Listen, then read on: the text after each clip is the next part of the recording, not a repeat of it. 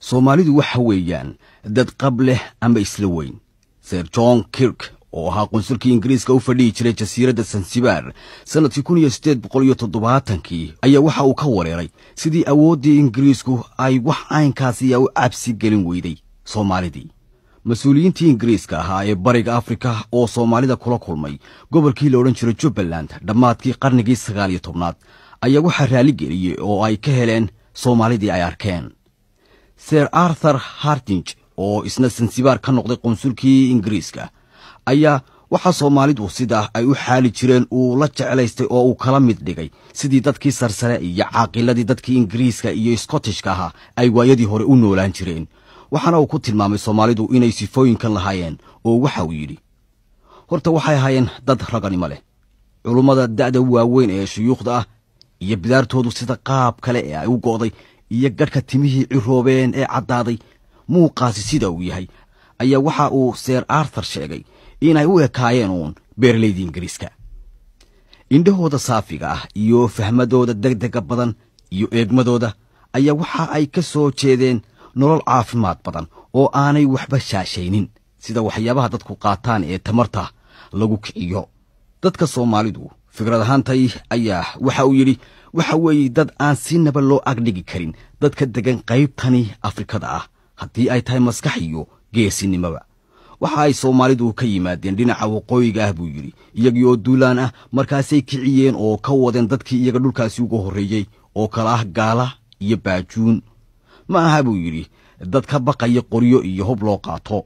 wax yar muddo ka dambeysay waqtigii Sir Arthur Hardinge ayaa Sir Charles Eliot oo ahaa gudoomiyihii Ingiriiska ee bariga Afrika ayaa waxa uu faallo ku sheegay in Soomaalidu ay iyaga qudhoodu isku arkaan kuwa ama la mid ah Ingiriiskii ama kaba sii sareeya.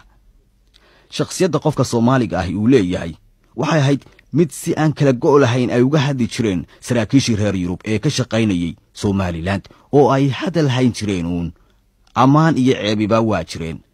shakhsiyadda Soomaaligu waxa ay ku sheegeen inay ahayd mid ay iswehelinayeen calaamooyin aan meel wada degin, fudayd iyo saldhigasho la'aan, hadalka oo taagtaagan oo sidii dagaal oo kale la moodo. sidaasi darteed Soomaalidii beriyaha cadan soo gali jirtay mas'uuliyiintii Ingiriiska ayaa waxa ay sitaan ee hub ah ka dhigi jiray. waxaa jirtay inaan laba danayn jirin mustaqbalka imani doona, cir weynina waa jirtay.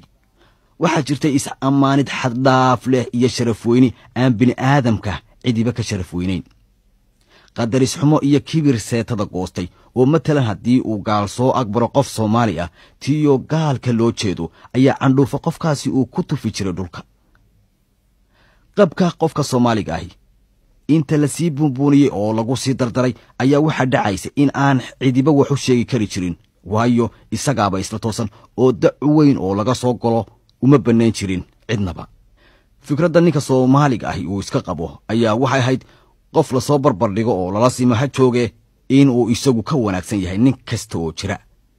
haddana iyadoo sifooyinkaasi ay jireen ayaa waxa kale oo jirtay madax bannaani iyo keli-kelinimo iyo martigelin ama wax tashiirid ama kala reebreebid joogto u ahayd noloshiisa.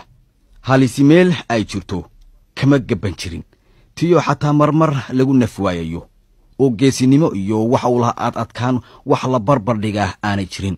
dhulka uu hooyga ku leeyahay waxa uu u dhaxeeyaa lamadegaan iyo kayngaab odaxley ah oo uu noloshiisa ka heli jiray. sida lamadegaankaasi loo naasnuugo biyo iyo baadba aad ayuu ugu darnaan jiray oo xeelada yaqaanay.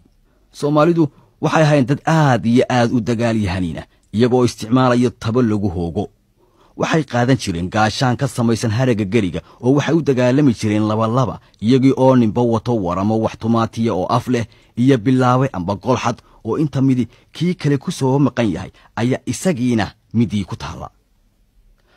waxa ay jeclaan jireen Soomaalidu dagaalada gaadmada ah iyo kuwa gacantaba la isula tago ee kaymaha gaagaaban ee jiqda ah la isku haleelo. Soomaaligani ugu geesinimada badan ee ugu qabka badan ee dagaalyahanka ugu naxariista daran ah ayaa waxa uu awoodi kari jiray inuu sameeyo haddana wax weyn oo gobonimo leh oo waxa uu diyaar noqon jiray inuu dhiigiisa u qubo dhulkiisa. waxa uu dhimani jiray isagoo sidaa u arkaya nafta ka sii gurmaysa oo aan odhan jirin malaha waad dhimanaysaa oo seeftii oo ku taagan ayuu qosol ku dari jiray oo naftu ay kaga bixi jirtay.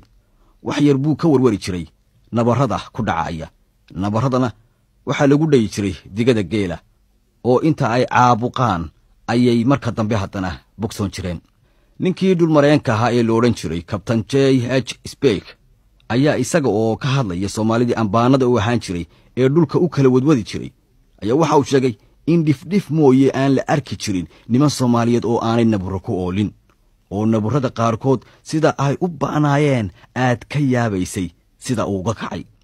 saraakiishii reer Yurub ayaa waxay ogaadeen haddii Soomaalida basar adag lagu qabto loona tixgeliyo sharaaradda yar ee kulul ay leeyihiin, waxay Soomaalidu noqon jireen bay yiraahdeen booliis iyo military wanaagsan. inkasta oo marnaba aanay ogolaan jirin in lagu xamaasho oo aanay dhabarka ku soo leexinaynin.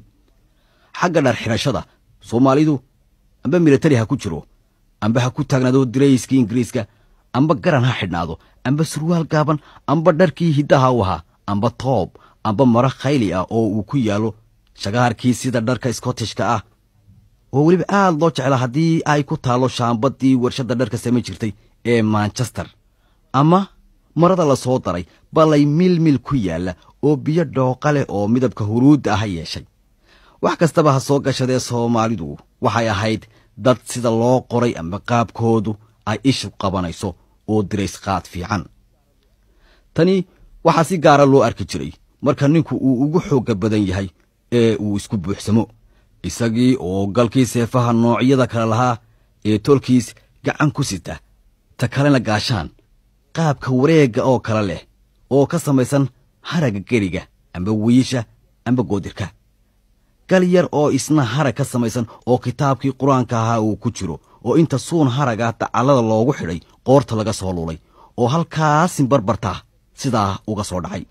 xagga diinta Soomaalidu waa muslim wanaagsan oo waa sunni, walow ay xumad jidbaahi ay ku jirtay, sida marka nin darwiisha amba wadaad diinta uu u marinayo intaan meel baad leh loo guurin, ama marka la doonayo in weerar la qaadayo lagu soo guulaysto. xagga haweenka sida loola macaamilo Soomaaligu waxa uu ka soo dhex baxay dunidii muslimka ahayd. haweenka xijaab laguma hayn jirin oo waxoogay xorriyada oo aan dunida carabta lagu haynin ayay qabeen. Soomaalidu waxay ahaayeen dad safsafra oo socodka ku daran, nasiina la'aan, iyagii oo socoteen jiray oo wax badan aan qaadan jirin oo haddana goor walba guurguuri jiray ayaa waxaa loo yaqaanay oo la odhan jiray dadkii bilaa barkimada ahaa.